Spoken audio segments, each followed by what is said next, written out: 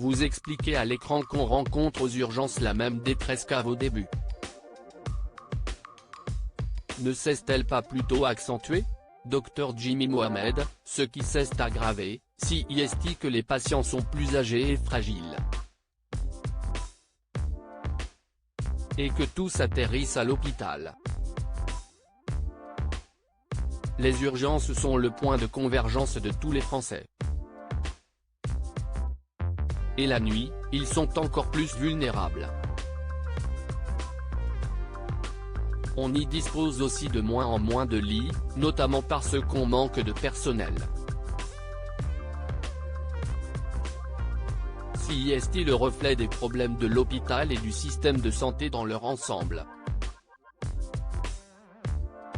Vos interlocuteurs disent que les attentions qu'ils ont envers ceux qu'ils prennent en charge sont au cœur de leur métier.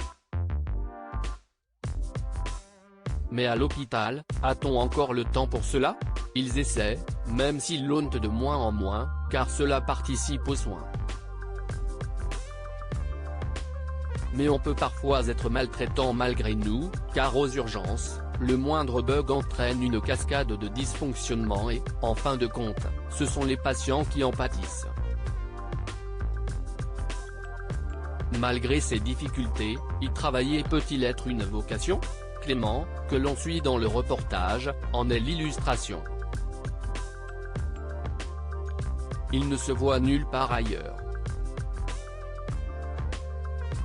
Mais il faut justement qu'on arrive à garder ces gens-là plutôt que les épuiser à petit feu.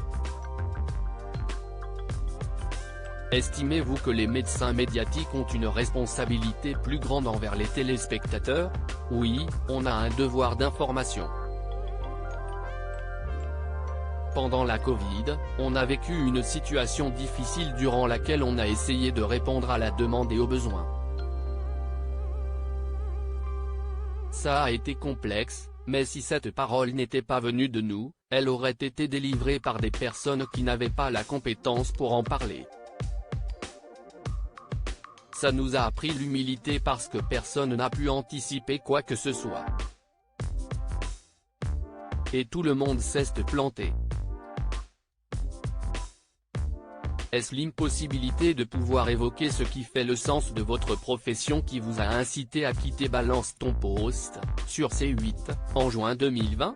Je n'étais pas frustré mais j'avais un souci de légitimité. Je me disais, tu es médecin, tu as la chance de faire un métier que tu aimes. En quoi est-il pertinent que tu donnes ton avis sur la société? Dans le magazine de la santé, je fais ce que je préfère. Je suis dans l'explication et dans la transmission.